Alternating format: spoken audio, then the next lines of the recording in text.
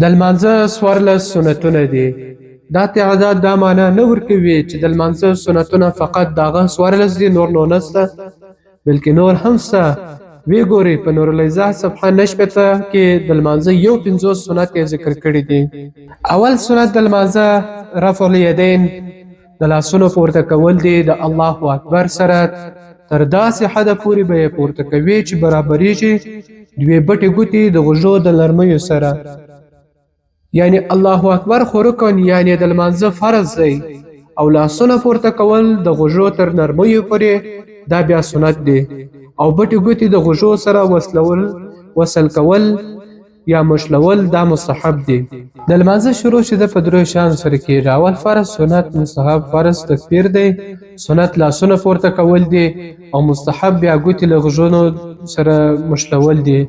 دویم سنت د لمانځه ایښول دي د راسته لاس پر چپه لاس باندې تر نامه لاندې. یعنی دا چې لاسونه تر نامه لاندې ایښول کېږي دا د نارینه‌وو دپاره سنت طریقه ده. دا په حدیث ثابته خبره ده، ځکه وایي درې شیان د نبوت نبی علیه الصلاة والسلام له خاص خویونو څخه دي: روژه مات وختي کول، پیشلمۍ ناوخته کول، لاسونه په لمانځه کې تر نامه تر نو لاندې نیول. خلاصه د خبرې دا سول چې لاسونه په لمانځه کې تر نامه لاندې ایښول دا سنت طریقه ده د احنافو مسلک. د نارینه‌وو لپاره د لاسونو د ایښولو طریقه دا ده چې راسته لاس د ورغوي راسته لاندې خوا، د چپه لاس د ورغوي پر چپه لوړه خوا کښېښودل سي، او د راسته لاس بټه ګوته او خچڼه ګوته د چپه لاس په مړوند باندې حلقه د شافېره کړي، او د راسته لاس درې ګوتې دي د چپه لاس د مړوند سربیره کښېږدي.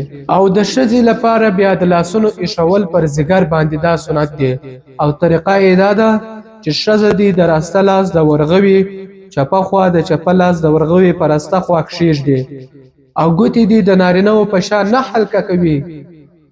15 ګوتې دې وتړلي یو ځای د راسته لاس په مړوند سربیره کښېږدي، بلکې 15 ګوتې دې ټولې یو ځای د راسته لاس د مړوند سربیره کښېږدي. او دریم سنت د لمانځه سبحانک اللهم ویل دي.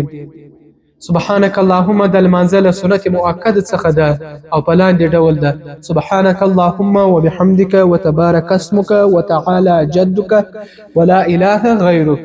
د جماعت په لمانځه کې به امام او مقتدی دواړه سبحانک اللهم وایي، او که امام قرات شروع کړی وو نو بیا دې مقتدی سبحانک اللهم نه وایي.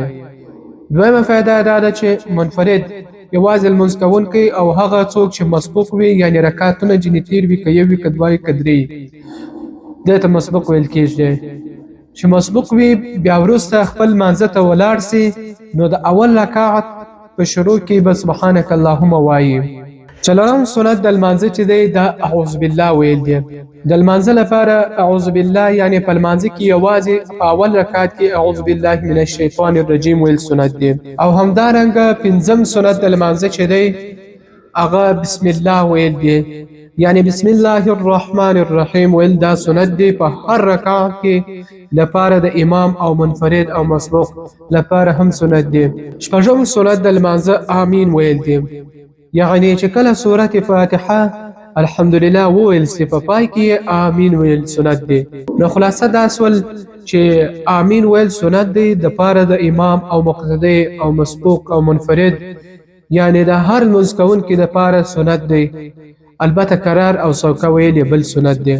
وم سنت د لمانځه چې دی سمع الله لمن حمد ویل دی.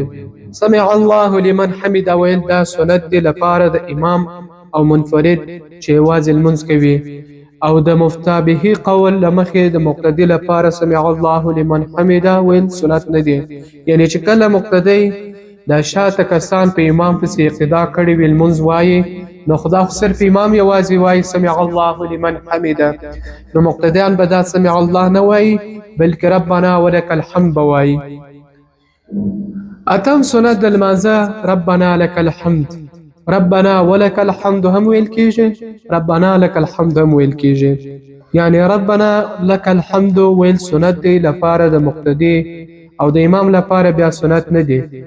نه هم سنت د لمانځه د رکوع تسبیحات ویل دي، یعنی په رکوع کې تسبیحات ویل سنت دی چې هغه تسبیحات دا دي: سبحان ربي العظیم، سبحان ربي العظیم. د یادونې وړ ده چې رکوع فرض ده او تسبیحات یې سنت دي، او د تسبیحاتو تاکوالی که 3 ځلې وایه که 5 ځلې وایه که 7 ځلې وایه، خو دا مستحب دی، تاک به یې وایه. نو که چیرې دلته زیاتره کسان دي د زوا پر ځای باندې دوی زا وایي، دا د زوا الفاظ هم نسي ادا کولی. هغو ته پکار دا ده چې په رکوع کې بس دا زده وایي: سبحان ربي الکریم، سبحان ربي الکریم. دا دی وایي، ځکه که یې زا ووایي نو سبحان ربي العظیم سي، نعوذ بالله، نو بیا یې لمونځ فاسدېږي. او په منجد کې وایي چې عظیم سخت دشمن ته ویل کېږي. نو پر دې مختار کې بیا دا وایي چې باید د عام خلک سبحان ربي الکریم وایي، سبحان ربي الکریم. داسې نه چې سبحان ربي العظیم په زا باندې ووایي، العیاذ بالله، لمونځ به یې فاسد سي. که په زا سره یې ووایي نو لمونځ یې فاسدېږي. لسم سنت د لمانځه د سجدې تسبیحات ویل دي. یعنی سجدې خو دواړې فرض دي کما فی الهندیه، او په سجده کې تسبیحات ویل دا سنت مؤکده دي او تاکوالی مستحب دی. د سجدې تسبیحات دا دي: سبحان ربي الاعلى، سبحان ربي الاعلى. 11 سنت د لمانځه د التحیات ویل دي په اوله ناسته کې. ګوري اوله ناسته خو واجب ده او دوهمه ناسته خو فرض ده. په اوله ناسته کې د التحیات ویل دا سنت ده. التحیات به داسې وایي، ډېر په غور متوجه سئ، ځکه ډېر کسان دي دغه ځای غلط وایي: التحيات لله والصلوات والطيبات السلام عليك أيها النبي ورحمة الله وبركاته السلام علينا وعلى عباد الله الصالحين.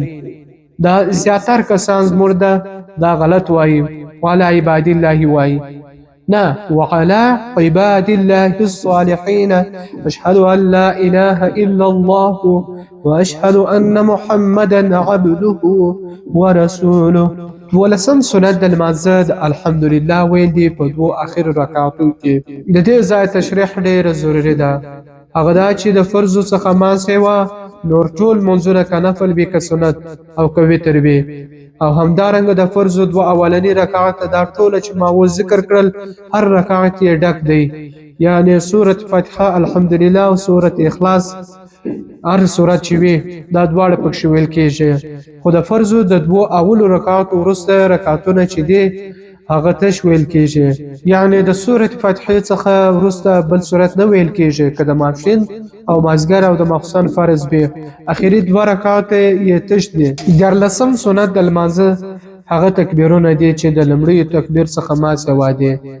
یعنی د لمانځه اول تکبیر خو فرض دی، لکه مخکې چې بحث وسو، او د هغه اول تکبیر څخه ما سوا نور ټول تکبیرونه سنت دي، لکه د قیام د ولاړې څخه ورکوع ته د تلو لپاره، او همدا شان د سجدې ته، او داس نور تکبیرونه سنت دي. 14 سنت د لمانځه چې دی هغه د لمانځه څه د وتلو هغه دا سلام ویل دي. نو د دې خلاصه دا سول که چا په دغه سنتو کې یو سنت پېښوي نو کوم شی یعنی سجده سهو یا د لمانځه راګرځول نه پر لازمیږي، ځکه دا سنت دی د لمانځه راګرځول خو په فرضو کې لازمیږي، او سجده سهو دا د په واجب پرېښولو لازمیږي. خو لیکن د سنتو په پرېښولو کې زیات بحث